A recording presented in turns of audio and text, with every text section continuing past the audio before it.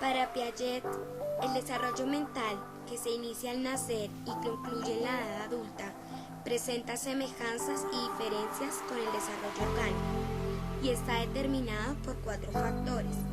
El primero es el factor biológico, que corresponde a la herencia o a la maduración. El segundo es el medio físico, que hace referencia a las experiencias con los objetos. El tercero es el medio social y habla de la transmisión social y la educación. Y el cuarto es la equilibración. Este último factor es el más fundamental de todos, por cuanto es necesario un equilibramiento para conciliar las aportaciones de la maduración, de la experiencia de los objetos y de la experiencia social. Piaget expone los 4 factores del desarrollo mental. Primer factor biológico. Piaget especifica que los factores biológicos del desarrollo están relacionados concretamente con la herencia, es decir, con el genotipo, y a su vez con la maduración. Más concretamente, los factores biológicos están ligados al sistema epigenético y que se manifiestan en particular por la maduración del sistema nervioso. Es indudable la influencia del factor biológico madurativo en el desarrollo mental. No hay duda, en efecto, de que cierto número de conductas dependen, más o menos directamente, de los principios de funcionamiento de algunos aparatos o circuitos. Tal es el caso de la coordinación y de la visión y de la presión hacia los 4 meses y medio. Las condiciones orgánicas de la percepción no se realizan plenamente hasta la adolescencia, mientras que el funcionamiento retiniano es muy precoz. Los efectos de maduración son indisociables de los efectos del aprendizaje o de la experiencia. De igual manera, el curso del desarrollo es diferente en distintos medios sociales, con lo cual no dependen exclusivamente del factor madurativo o biológico. Segundo factor, medio físico.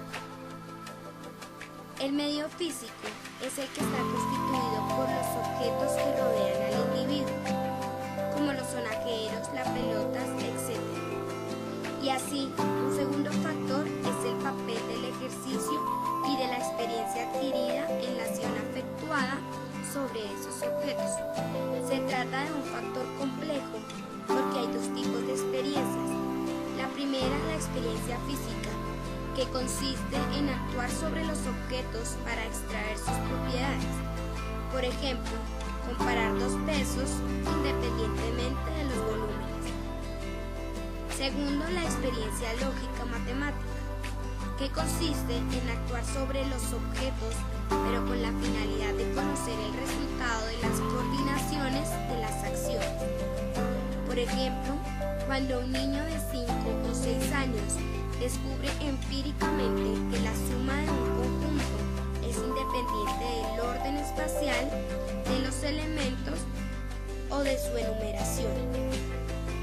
Piaget destaca la idea de que este segundo factor del desarrollo no es algo a lo cual el sujeto se someta pasivamente. Por ejemplo, la experiencia física no es, en modo alguno, un simple registro del dato, sino que constituye una estructura activa, ya que siempre es la asimilación a cuadros lógicos matemáticos. En otras palabras, la experiencia física, la simple acción sobre los objetos, no basta. La lógica del niño no se extrae de la experiencia de los objetos, proviene de las acciones que se ejercen sobre los objetos, lo que no es lo mismo. Tercer factor, medio social.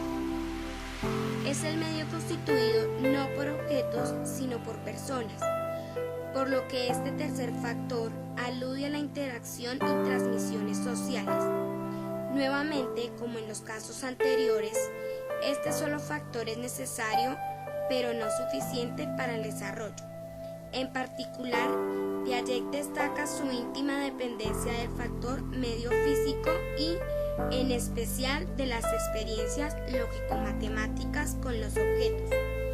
Los factores sociales a los que alude Piaget se refieren no solamente a las interacciones sociales generales, comunes a todas las sociedades, sino también a las transmisiones y formaciones culturales y educativas propias de cada sociedad o medio social en particular.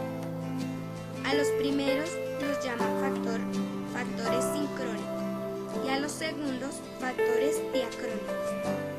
Por ejemplo, las interacciones sociales generales comunes a toda sociedad son informarse, discutir, oponerse, cooperar, etc.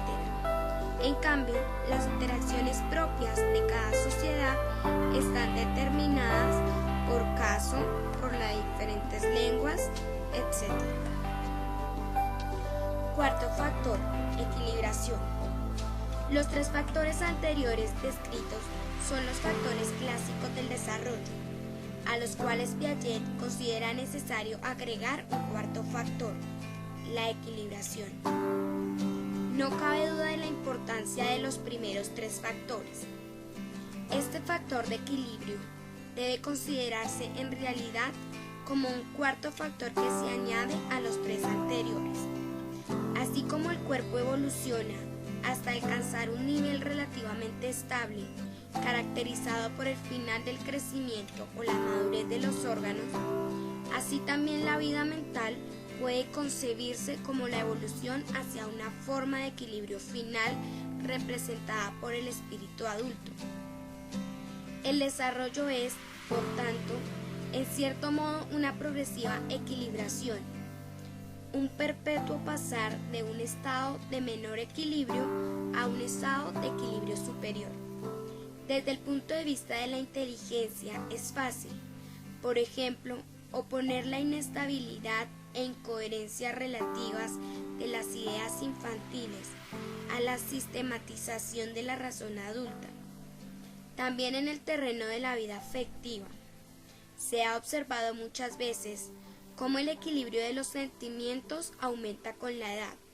Las relaciones sociales, finalmente, obedecen a esta misma ley de estabilización gradual.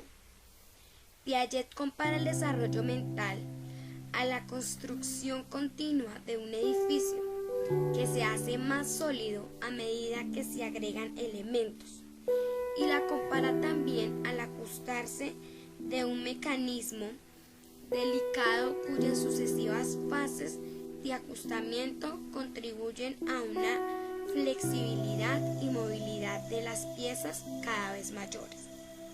En efecto, un equilibrio puede regularse más o menos rápidamente según la actividad del sujeto y no se regula automáticamente como un proceso hereditario que se pareciera desde el interior.